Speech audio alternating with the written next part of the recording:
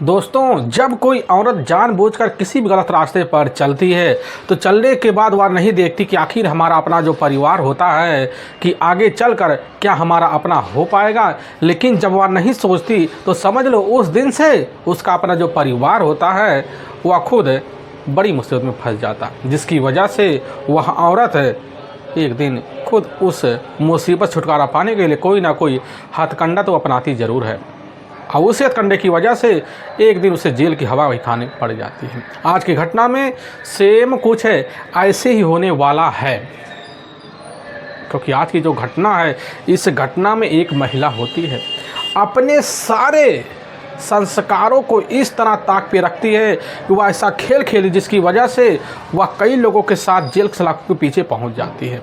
लेकिन जब लोग खुद सच्चाई जानते हैं और सुनते और देखते हैं तो सुनने के बाद वह खुद हैरान और परेशान भी हो जाते हैं।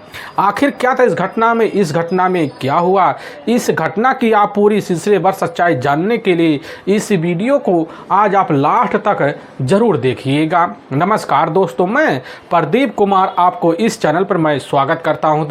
दोस्तों आज की यह जो सच्ची घटना है, यह घटना सुनाने से पहले मैं आपसे छोटा सा रिक्वेस्ट करना चाहता हूं, क्योंकि आप अगर इस चैनल पर नए आए हुए हो तो एक बार जाकर अपने इन्हीं प्यारे हाथों से आप इस चैनल को लाइक और सब्सक्राइब और शेयर जरूर करें, ताकि आपकी वजह से बटन होने के नाते यह जो वीडियो है आज काफ़ी लोगों तक पहुंचाया जा सके। आज की यह जो सच्ची घटना है, यह घटना है ठीक उत्तर प्रदेश, और उत्तर प्रदेश में एक ज़िला पड़ता है बरेली, और उसी से छुटा हुआ एक नवाबगंज दाना माना अब थाना पड़ता है। उसी के अंतर्गत एक इधर लावा खेड़ा जाना माना गांव पड़ता है। उसी गांव के रहने वाले होते परमानंद, जिसकी उम्र लगभग अब इधर 46 साल के आसपास होता है। उनके परिवार में उनकी अपनी पत्नी भी होती है उर्मिला, जिसकी उम्र लगभग अब इधर 44 साल के आसपास होता है। परमानंद के टोटल जो होता है 5 ही बच्चे होते हैं, जिसमें उनके टोटल 3 बेटियां होती हैं और 2 ही बेटे होते हैं। 3 बेटियां जो होती हैं उनके घर में ऑलरेडी शादीशुदा भी होती हैं, क्योंकि परमानंद जो होता है उनके पास कुछ अपनी खेतिहर ज़मीन होती है, जिसकी वजह से उनके पास ठीक ठाक है अब पैसे आते और उसी से अपना परिवार का पालन पोषण करते, उसी से जाकर अपने तीनों बेटियों का तौर तरीके से शादी भी कर लेते हैं। परमानंद के घर में उनका अपना बड़ा बेटा भी होता है इधर मनोज, जिसकी अपनी पत्नी भी होती है गीता, और मनोज की उम्र होता लगभग अभी इधर 28 साल के आसपास होता है, और गीता की उम्र होता लगभग अभी इधर जाकर वही 26 साल के आसपास होता है। मनोज के परिवार में उसके अपने अब इधर बच्चियां भी होती हैं, लेकिन मनोज का ही एक अपना छोटा भाई होता है अब चैतन्य, जो वहाँ रहकर इलाके में एक स्कूल में पढ़ाई कर रहा होता है। लेकिन इधर परमानंद जो होता है अपने बच्चों को पढ़ाई में अब कोई कसर नहीं छुड़वाते हैं। लेकिन मनोज अपनी पत्नी इधर गीता के साथ जो होता अपनी ज़िंदगी तो बिताता, लेकिन वह फैसला लेता है और फिर जो होता है परिवार का पालन पोषण करने के लिए मौके पर दिल्ली जो होता है काम करने लग जाता है, ताकि उसका परिवार भी चल पाए। और इन सब की जिम्मेदारी जो होता है ठीक परमानंद के ऊपर रह जाता है, और परमानंद जो होता है अपने परिवार, अपने बहू, अपने बच्चों की देखभाल करने में कोई कसर नहीं छोड़ते हैं। लेकिन हाँ, परमानंद जो होता अगर कहीं जाते, सुबह के टाइम जाते हैं तो 7-8 बजे के बाद वापस घर जरूर आ जाया करते थे। लेकिन इधर गीता जो होती है कभी अपने ससुराल कभी अपने मायके बराबर उसका जो होता है इधर आना जाना होता है। लेकिन तभी मैं बात कर रहा हूँ ठीक 27 जुलाई का ही वक्त होता है, तो उस वक्त जो होता है इधर परमानंद जो होता है अपनी बहू की बातों में आते हैं, फिर कहने लग जाते हैं कि बहू जी हमें भी ले चलिए, और हम जो होता है वापिस चले आएँ, क्योंकि रिश्तेदार के यहाँ जाना था। और उनकी जो बहू होती है गीता उन्हें अपनी मोटरसाइकिल बैठाती है, और बैठाने के बाद लेकर अब निकल जाती है। और निकलने के बाद लगभग इधर 3 से 4 दिन का वक्त बीत जाता है। लेकिन जब जो होता है इधर परमानंद के बारे में अता पता नहीं चलता। उर्मिला जो खबर लेने के लिए पास कॉल करती है, लेकिन पता चलता उनका मोबाइल जो होता है मौके पर बंद बता रहा है। लेकिन इसी बीच खोज खबर लेते लेते अब जैसे ही 11 अगस्त का दिन होता है, तो उस दिन जो होता है गीता एक मोटरसाइकिल लेकर अपने गाँव में घुसती है, ससुराल में घुसती है। तो उसी वक्त घर के जैसे करीब पहुँचती तो उधर उर्मिला पहुँचती करने लग जाती कि बहू आखिर जो होता तुम्हारे ससुर जी कहाँ रह गए। गीता कहने लग जाती कि वह तो हमसे 2 दिन रहे वहाँ, बोल के यही निकले कि हम जा रहे हैं अपने एक रिश्तेदार के यहाँ और लौट आएंगे, लेकिन अभी तक लौटे नहीं हैं।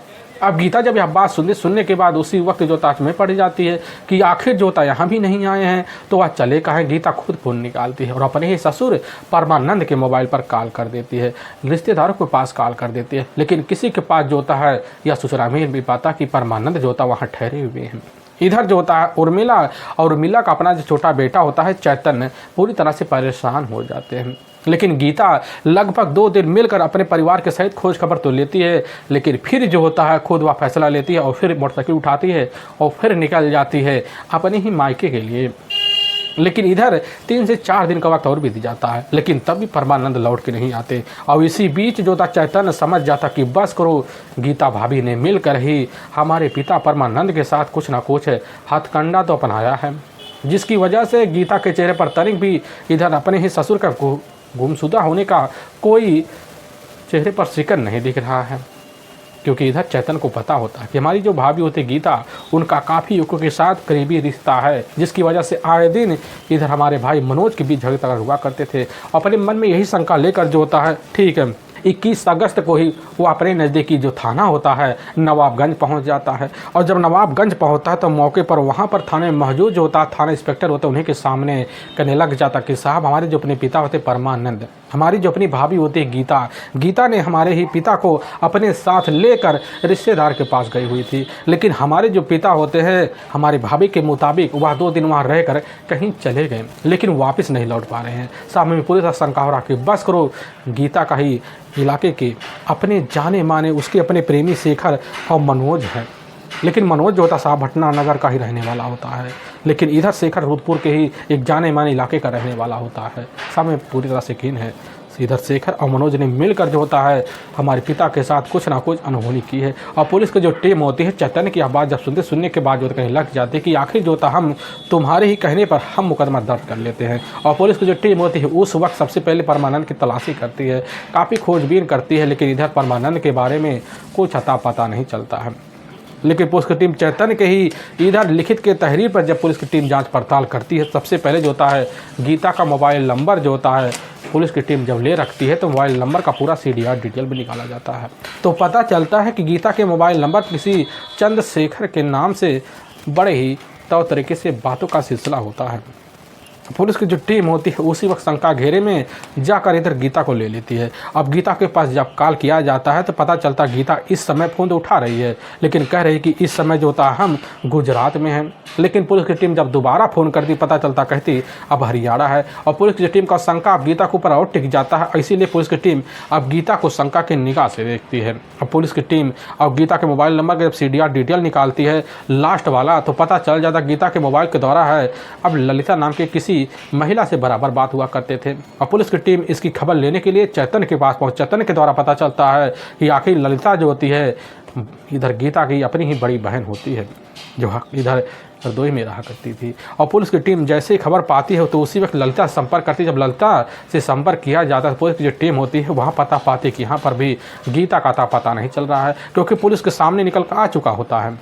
इधर गीता का जो लोकेशन होता है इस समय बरेली के इर्द गिर्द दिखा रहा है। पुलिस समझ जाते कि बस करो बरेली रहकर गीता हमें भटकाने की बड़ी कोशिश कर रही है, क्योंकि इधर गीता के पेट में जो होता है उसके ससुर परमानंद के इधर गुमशुदा का ही राज छुपा हुआ है। क्योंकि जब तक गीता हमारे कब्जे में नहीं आएगी तब तक हम जो होता है परमानंद के बारे में कुछ आता पता नहीं ले पाएंगे। इसीलिए पुलिस की टीम से ललिता और साथ में उसके अपने पति प्रमोद को अपने साथ लेती है और लेकर जो होता है ठीक नवाबगंज थाने पहुंच जाती है। और ललिता और प्रमोद के ऊपर जब दवा मारती है गीता के बारे में हमें अता पता दिया जाए तो बड़ी जल्दी जो होता है ललिता कहने लग जाती है कि साहब असल में गीता जो होती है जो बरेली के ही जो मीरगंज पड़ता है साहब वहीं के रहने वाले राजेंद्र सेठ होते हैं, उन्हीं के मकान में मौके पर रह रही है। इस खबर को पाने के बाद इंस्पेक्टर साहब एक्शन में आते टीम को लेते हैं और ठीक जो होता है मीरगंज पहुंच जाते हैं। और जैसे राजेंद्र सेठ के कमरे पर पहुंचते हैं, पहुंचने के बाद दरवाजे के पास जब खड़े दरवाजा खटखटाते हैं, खटखटाते ही गीता तो बाहर आती लेकिन पीछे पीछे एक हट्टा कट्टा नौजवान युवक भी खड़ा होता है। पता चलता है गीता के साथ वहाँ रहने वाला कोई युवक और नहीं होता है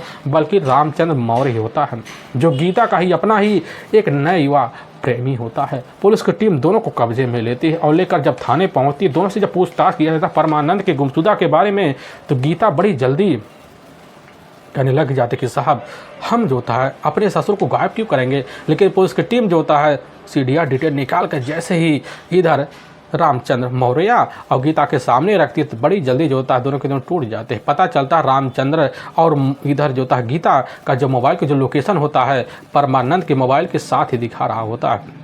हवा भी गुमशुदा वाले दिन पुलिस की जो टीम होती है उसी वक्त दोनों के सामने जब वही लोकेशन निकाल के दिखाती है तो बड़ी जल्दी रामचंद्र मौर्य और गीता कहने लग जाते कि साहब हाँ, हमने परमानंद की हत्या अपने इन्हीं हाथों से बड़े बेरहम से तरीके से की है और बॉडी ले जाकर ठीक जो होता है रुद्रपुर के ही जो भावड़ा नदी पड़ता है उसी के ही तट पर तरीके से एक बोरी में डंप कर छिपा दिया है। पुलिस की टीम दोनों को अपने कब्जे में लेती है और ठीक जो होता भावड़ा नदी के पास जब पहुंचती भाखड़ा नदी के ही किनारे जो होता है पुलिस की टीम गश्त करती है, लेकिन कहीं पर जो होता है परमानंद की बॉडी पुलिस की टीम बरामद नहीं कर पाती है। गोताखोर भी लग जाते हैं। पुलिस की टीम दोनों को कब्जे में लेती थाने पहुँचती है, लेकिन जब पूछताछ करती परमानंद की हत्या के रहस्य के बारे में जो कहानी गीता और इधर रामचंद्र मौर्य बताते सुनकर जो होता है पुलिस के वहाँ होश तोश खो बैठते हैं।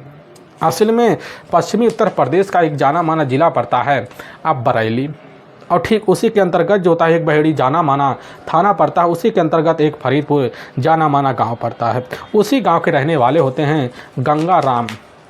उनके परिवार में उनके अपनी पत्नी भी होती है रेशमा, लेकिन गंगा राम की तीसरी पत्नी होती है रेशमा, क्योंकि पहली जो पत्नी होती है किसी कारणवश छोड़कर कई साल पहले गंगा राम को अपने ही मायके चली, जिसकी वजह से वह कभी लौट के नहीं आते। लेकिन गंगा राम जब दूसरी शादी करते हैं किसी रिवी नाम से लड़की से तो कुछ दिन तो रहते हैं, लेकिन इधर गंगा राम जो होता है उस लड़की को लेकर अपने घर में कला खड़ा कर, जिसकी वजह से वह जो युवती होती है घर में फांसी के फंदे पर झूल पड़ जाते हैं। लेकिन जब काफ़ी साल बीतते हैं, साल बीतने के कुछ रिश्तेदार होते हैं, उन्हीं की बदौलत जो होता है जाकर रेशमा नाम की लड़की से शादी कर लेते हैं और गंगा राम रेशमा को लेकर अपने घर में तरीके से रहना शुरू कर देते हैं, क्योंकि उनके पास काफ़ी सारे खेतिहर ज़मीन होता है और उसी ज़मीन से अब जो होता है अपने पारिवारिक खर्चा भी चलाया करते थे। लेकिन इधर गंगा राम के टोटल 4 बेटियाँ होती हैं और 2 बेटे होते हैं। अब दोनों जो बेटे होते हैं मौके पर वह रहकर अपने पिता के साथ घर के रिश्ते में हाथ बटाने लग जाते हैं। लेकिन चारों जो बेटियां होते हैं उनमें से कुछ ऐसी बेटियां होती हैं जिनकी शादी तरीके से वह कर देते हैं।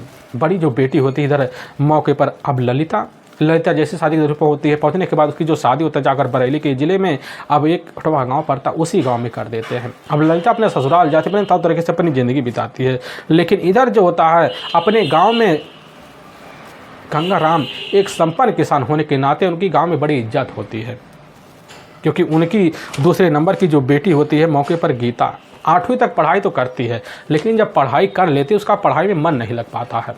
लेकिन हाँ, उसके जो रुतबे होते हैं, जो संस्कार होते हैं, एक लड़के वाला होता है। लड़कों की तरह कपड़े पहनना, लड़कों की तरह घूमना फिरना और लड़कों के साथ दोस्ती करना उसका अपना रुतबा बन जाता है। लेकिन जैसे ही इधर जो होता है अपनी ही जवानी की दलील पर गीता पहुंचती है तो लड़के की हरकत को देखकर वह पहचान लेते कि बस करो, अगर लड़के को अपने कब्जे में रखा जाए तो हमारे जो शौक़ हैं वह खुद के खुद पूरा होना शुरू हो जाएंगे। अब जो लड़कों के साथ मिलकर वह सबसे पहले बाइक सीखने लग जाती है और इसी बहाने जो होता है कई लड़के उसके करीब आने जब कोशिश करते तो उनको भाव भी देने लगती, वह सिर्फ पैसे की बदौलत। और गीता जो होती है उनके मन मुताबिक जो होता है अब उनके ही लिए अब नजरें फेरना जब शुरू कर देती है तो लड़के जो होता है दिल फेंक जो होता है आशिक पन्ना दिखाना शुरू कर देते हैं। और गीता तरीके से उन लड़कियों की दोस्ती बनाकर अब उनके साथ जो होता है अपने सारे हसरतें पूरा करती और साथ में कई युवकों को भी अपने ही तौर से खुश रखना शुरू कर देती है। अब यह सिलसिला जो है बेहतर के चलने लग जाता है, क्योंकि इधर जो होता है गंगा राम के घर में अपने खुद के एक ट्रैक्टर भी होता है, एक मोटरसाइकिल भी होता है। उस मोटरसाइकिल का जो उपयोग होता है ज़्यादा से ज़्यादा इधर अब जाकर गीता भी किया करती थी। और गीता मोटरसाइकिल लेती और ठीक बाल कटिंग कराकर लड़कों की तरह से बनकर निकल जाती और इधर बाज़ारों में घूमना फिरना करती और वहीं से युवतियों की शुरुआत होता। लेकिन इसी बीच जो होता पूरे मोहल्ले में गीता नाम की चर्चा शुरू हो जाता है। और जब गंगा राम खबर पाते हैं तो समझ जाते कि बस करो, हमारी जो बेटी होती है अब हमारे पाबंदियों में कतई रहने वाली नहीं है, जिसकी वजह से गंगा राम फैसला लेते हैं कि बस हमारे पास एक ही रास्ता बच रहा है, कैसे न तैसे कर अपनी बेटी गीता की शादी कर दिया जाए और करने के बाद जो होता है उसको उसी रास्ते पर लाया जाएगा जिस रास्ते पर एक औरत आती है। और तभी साल 2009 में अब गीता के लिए उन्हें बड़ी जल्दी रिश्ता भी मिल जाता है। वह रिश्ता जो होता है उसी ज़िले के ही एक नवाबगंज दाना माना अब थाना पड़ता है, उसी में ही एक लावाखेड़ा गांव पड़ता है। उसी गांव में रहने वाले परमानंद होते हैं। उनके परिवार में उनका अपना सबसे बड़ा जो बेटा होता है मौके पर इधर ठीक मनोज, जो शादी के लिए पहुंच चुका होता है, पढ़ाई करने के बाद अपने पिता के साथ घर गृहस्थी में लगा पड़ा होता है। लेकिन पहली नज़र में जैसे ही गंगाराम परमानंद के पास पहुंचते हैं तो मनोज जो होता है पहली ही नज़र में जैसे ही गीता को देखता है, खूबसूरती देखकर बड़ा ही दीवाना सा हो जाता है और शादी के लिए अपने पिता परमानंद से जिद करना शुरू कर देता है। उसके पिता जो होते हैं उसके आगे झुकाव मारते हैं और इधर कैसे न तैसे कर कर गंगाराम अपनी बेटी का जो हाथ होता है, गीता का जो हाथ होता है, परमानंद के बड़े बेटे मनोज के हाथ में दे देते हैं। लेकिन पहले दिन से जो होता है अपनी पत्नी के सामने बड़ी ही प्यार भरे स्वाभाविक तरीके से पेश आना शुरू हो जाता है, क्योंकि गीता थी बड़ी सुंदर। और गीता जब ससुराल पहुंचती है तो ससुराल के मुंह से अपनी तारीफ जब सुनती है तो उसके चेहरे पर बड़ी तेज रौनक आ जाती है, जिसकी वजह से मनोज जो होता है अब अपने घर से कतई निकलना नहीं चाहता था। बड़े लाड़ प्यार से अपनी पत्नी को अपने ही घर में रखना शुरू कर देता है, क्योंकि गीता को जब किसी चीज़ की ज़रूरत होती कर्ण से लेकर पहुँच जाता।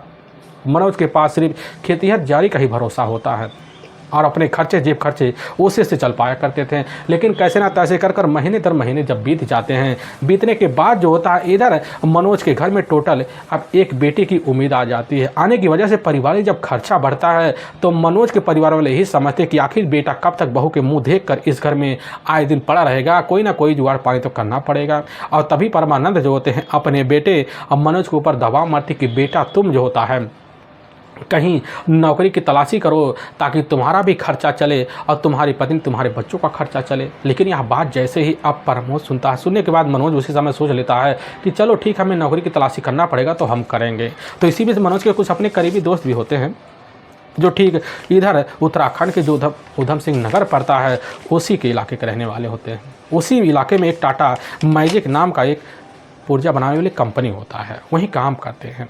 अब उनसे मनोज जब संपर्क करता बड़ी जल्दी जो होता है उनके रिक्वेस्ट पर ही उसी समय मनोज की नौकरी जाकर उसी टाटा मैजिक के ही पुर्जे बनाने वाले अल्ट्राटेक कंपनी में लग जाता है। और मनोज जो होता है सुबह के टाइम निकलता लगभग 8 बजे के आसपास अपनी बाइक लेकर फिर उस कंपनी में जाता, पूरा दिन लगता मेहनत करके और फिर शाम को घर जब लौटता, लौटने के बाद उसको लगता कि हमें वहाँ जाना बड़ी दिक्कत हो रहा है, जिसके बाद फैसला लेता और लेने के बाद ठीक जो होता है उसी जगह जो रुद्रपुर पड़ता है शांति कॉलोनी होता है उसी रोड पर एक बधाईपुरा होता है, वहीं जाता है, वहीं पर ही जगरालाल के मकान होता है, उसी में जाकर किराए तौर के तौर पर रहना शुरू कर देता है और बराबर वहीं से ड्यूटी करने लग जाता है। लेकिन इधर जो होता है खुद अब मनोज यह नहीं सोच पाता कि हमें अपनी ज़रूरत थी यहाँ से रहकर पूरा तो हो जाएगा, लेकिन हमारी जो पत्नी होती है उसकी ज़रूरत कहाँ से पूरा होगी, क्योंकि गीता के अपने कुछ सपने होते हैं, वह सपने उसके अपने मायके में पहले तो पूरा होते थे, लेकिन यहाँ आने के बाद जो था मनोज का दूसरा रास्ता बदल, जिसकी वजह से इधर गीता अपने घर में कैसे न तैसे कर कर घुट घुट कर तो रहे, लेकिन रात जब आता है तो घुटन बड़ी तेज महसूस होने लग जाता है। लेकिन कैसे न तैसे कर कर गीता अपने बच्चों के साथ अपने घर में तो अपनी ज़िंदगी बिताती है। लेकिन इसी बीच परमानंद जो होते हैं देखने में हट्टा कट्टे भी होते हैं, उम्र में भले ही 45 के दिखते हैं, लेकिन हट्टे कट्टे ऐसे होते हैं जैसे लग रहा नौजवान युवक वह होता है अभी चल रहे हैं। और परमानंद जो होता है इसी बीच अपनी बहू की खूबसूरती को जब देखने के बाद जो होता है वह समझ जाते कि हमें जो होता है अपने बेटे की ज़रूरत को समझना चाहिए, बेटे की ज़रूरत क्या होता था, और यही बहू की ज़रूरत को समझकर अब जो होता अपनी बहू इधर गीता के ऊपर जो होता खुद नज़रें डालना शुरू कर देते हैं। गीता ठहरी पहले की इधर जो जाना माना इधर आशिक फेक युवती होती है और बड़ी जल्दी होता परमानंद के मन को पकड़ लेती है। और परमानंद के जब मन को पकड़ लेती परमानंद जो होता है अपनी बहू के करीब जाने के लिए अब जो होता सामान के बदले कई तरह के हंसी ठोले भी करना शुरू कर देते हैं। और उधर गीता समझ जाती है कि हमारे ससुर का क्या चाहत है, लेकिन गीता ठहरी अपनी ज़रूरत को देखते हुए अब परमानंद से ससुर का रिश्ता तोड़कर अब इधर हंसी टोले का रिश्ता बनाना शुरू कर देती है। और घर में सारी हदें पार होना शुरू हो जाते हैं। और घर में उर्मिला तो होती है, क्योंकि उर्मिला के सामने जब कभी परमानंद पढ़ते हैं और रिश्ते की मांग करते तो उर्मिला यही कही जाती है कि बच्चे बड़े हो गए हैं, अब यहाँ थोड़ा अपनी हैसियत में रहो। लेकिन इधर परमानंद की जो मन होता है जाकर इधर अपनी बहू गीता के ऊपर डोल जाता है और गीता के ऊपर जो होता आए दिन निर्णय बनाना शुरू कर देते। लेकिन गीता जो भी ज़रूरत की सामान मंगवाती परमानंद जो होता है पूरा करने के लिए सारी कोशिश करते हैं, पूरा करते हैं और मौके की तलाश में रहते। उनकी उम्मीदें तब जग जाती है तो एक दिन पता चलता है उर्मिला और उनकी जो अपना बेटा होता है चैतन्य मौके पर रिश्तेदार यहाँ गए हुए हैं और बहू घर में अकेली होती है। और वही जैसे ही रात का 10 बजे के आसपास का टाइम होता है तो उर्मिला अपने बच्चों को इधर अपने घर में छोड़ कर चली जाती है। लेकिन गीता जो होती है अपने बच्चों को खाना पीना खिलाकर अपने कमरे में सोने के लिए जब चलती है तो इधर जो होता है उसकी नज़र बरामदे में जाती है। तो देखती है कि हमारे जो अपने ससुर होते हैं मौके पर चारपाई पर सोए बैठे हुए हैं, उनके करवटें बदल रहे हैं। उसके मन में शंका होता है कहीं इनको दर्द नहीं तो, लेकिन जैसे करीब जाती है तो कहने लग जाती है कि आखिर ससुर जी आपको क्या लग रहा है कि शरीर दुख रहा है। तो इधर जैसे ही गंगाराम अब इधर जैसे ही परमानंद अपनी बहू की यह बात सुनते उनके मन में हलचल मच जाती, बात को समझ जाती, करने लग जाती कि बहू जब तुम समझती हो कि हमारे शरीर में अड़चन मच रही है तो दूर करने के लिए तुम्हारे पास रास्ता तो होगा। यह बात जब समझ जाती, समझने के बाद ऐसी सी बात होती है कि वहीं जो होता है परमानंद अपनी जाल माया फेंकते हैं और गीता को अपनी बातों में ले, और गीता अपने पति धर्म को रास्ते पर रखते हुए परमानंद के साथ जो होता है वहीं रिश्ते को अंजाम दे जाती है। उम्र में भले ही परमानंद जो होते हैं इधर गीता से 20 साल बड़े होते हैं, लेकिन ऐसे तो तरीके से गीता को एहसास दिलाते गीता उसी दिन से तो परमानंद का दीवाना सा हो जाती है। अब यह रात का जो सिलसिला होता है बराबर बेधड़क चलने लग जाता है। सिलसिला चलते चलते लगभग जब कई महीनों का वक्त बीतता तो इसी बीच उर्मिला को भनक लग जाता है। उर्मिला जब भनक पाती इसकी जो खबर होता अपने बेटे अब प्रमोद को दे देती है। प्रमोद जो होता अपने घर जब पहुंचता है तो अपने पिता से कतई इस बारे में जिक्र करना नहीं चाहता था, क्योंकि अपने पिता के भड़कावे को वह जानता था। इसीलिए प्रमोद जो होता सीधा सीधा अपनी माँ के साथ मिलकर फैसला लेता और फैसले के तहत अपनी पत्नी उर्मिला और अपने बच्चों को अपने साथ लेता है।